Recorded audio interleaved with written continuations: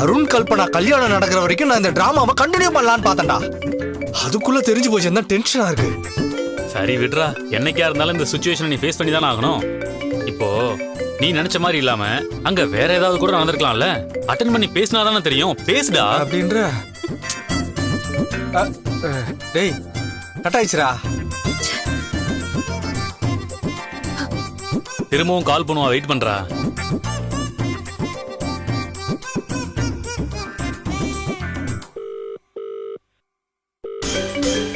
டேய் திரும்ப கால் பண்றேன். பேசு பேசு. பேசுறேன். சொல்லுங்க வித்யா. ஏன் இப்படி பண்றீங்க பாலா? உங்களை அப்படியே கொல்ற அளவுக்கு கோவம் வருது.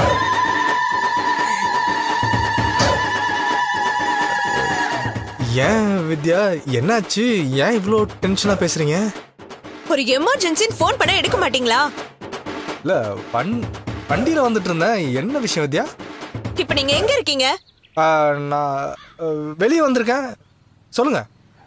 நாங்க அருண்க்கும் கல்பனாக்கும் கல்யாணம் ஃபிக்ஸ் பண்ணிருக்கோம். ரஞ்சிதா அக்கா வந்து பிரச்சனை பண்ணுவா போல இருக்கு. நீங்க இமிடியேட்டா உங்க போலீஸ் ஃப்ரெண்டு கிட்ட பேசுங்க. போலீஸ் மூலமா அவங்க அங்க வர விடாம தடுக்க வேண்டியது உங்க பொறுப்பு. அவ்வளவுதானா?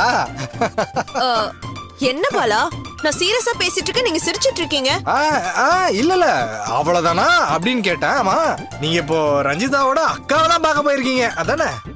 ஆமா. சரி சரி சரி, நீங்க ஒன்றும் கவலைப்படாதீங்க. நம்ம ஃப்ரெண்டு பாலாஜி தான் இருக்கான்ல, அவன்கிட்ட சொல்லி எல்லாத்தையும் பார்த்துக்கலாம். You don't worry Vidya, okay? யார்கிட்ட பேசிட்டு இருக்காரு? ஐயோ டேய் கோமதிடா, என்னடா பண்றது? அப்புறம் பாலா, செகண்ட் லைன்ல காலேஜ்ல இருந்து கால் வருது, இம்பார்ட்டன்ட் கால். ஒரு நிமிஷம் உங்களை ஹோல்ல வைக்கிறேன், ஓகே? பாலா, இவ வேற பாலா டோலானிக்கிட்டு. சொல்லுமா. எங்க வீட்ல தானே இருந்தீங்க, எங்க போயிட்டீங்க? இல்ல ஒரு அவசரமா ஒரு வேலையா வெளியே வந்தம்மா. என்ன விஷயமா சொல்லு. அருணோட அக்கா இப்பதான் நம்ம வீட்டுக்கு வந்துட்டு போறா. எதுக்கு? அருண் கல்யாணத்துல எந்த கலாட்டாவும் பண்ண கூடாதுன்னு கத்திட்டு போறாங்க. இன்ஸ்பெக்டரா இருக்காருல்ல உங்க ஃப்ரெண்ட், அவர்கிட்ட இமிடியேட்டா பேசுங்க. நாளைக்கு அந்த கல்யாணம் நடக்க கூடாதுங்க. போலீஸோட போய் நாம அதை நிறுத்தி ஆகணும். கண்டிப்பாமா, பாலாஜி கிட்ட நான் உடனே பேசிடுறேன். பிரச்சனை மட்டும் சொல்லிட்டோம்னா மத்தெல்லாம் அவன் பாத்துப்பா. நீ எதுவும் டென்ஷன் ஆவ, சரியா? சரிங்க, நான் வைக்கிறேன். பாலாஜி செத்தான். ஐயோ வித்யா கிட்ட என்ன சொல்லி சமாளி. ஐயோ ஹோல்ல இருக்கால. சொல்லுங்க வித்யா. பாலா, நீங்க ஹேண்டில் பண்ணிக்கிறேன்னு சொல்றீங்களே, அவ அட்ரஸ் உங்களுக்கு தெரியுமா? இல்ல தெரியாத வித்யா எனக்கு. அவ எங்க இருக்கானே தெரியாம நீங்க என்ன செய்வீங்க? அவ அட்ரஸ் நான் அனுப்பி வைக்கிறேன். அவ வீட்டை விட்டு வெளியே வந்ததும் அவ கை கால உடைப்பீங்களோ இல்ல போலீஸ வச்சு அரெஸ்ட் பண்ணுவீங்களோ தெரியாது. நாளைக்கு அவ அங்க வரக்கூடாது. ஓகே வித்யா, நான் தான் பாத்துக்கிறேன்னு சொல்லிட்டேன்ல. பாலா, நீங்க இப்படியே சொல்லி ஏதாவது சொதப்பிடாதீங்க. அருண் கல்யாணம் முடிஞ்சாதான் நம்ம கல்யாணம் முடியும், அத மனசுல வச்சுக்கோங்க. இத கேட்டாலே ஹார்ட் அட்டாக் வருதே.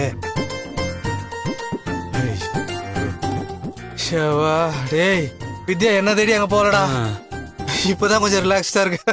நான் தான் சொன்னேன்ல, நீ தேவையில்லாம டென்ஷன் ஆகுறேன்னு. இப்ப பாரு, செவுரி ஒரு குதிச்சு வேட்டி கிழிஞ்சு இப்படி ரோட்டு ஓரமா அசிங்கப்பட்டு வந்து நின்னுட்டு இருக்க.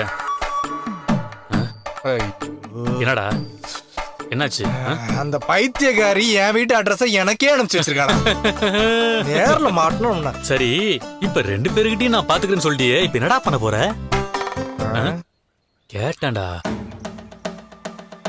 இன்னைக்கே கோமதி கதையை முடிக்கிறேன்டா. இப்ப இருக்கிற எல்லா பிரச்சனையும் செட்டில் பண்றதுக்கு அது ஒண்ணு மட்டும் தான்டா வழி. ஐயோ நான் என்ன, சீக்கிரம் போய் வேட்டி வாங்கிட்டா போறான்டா.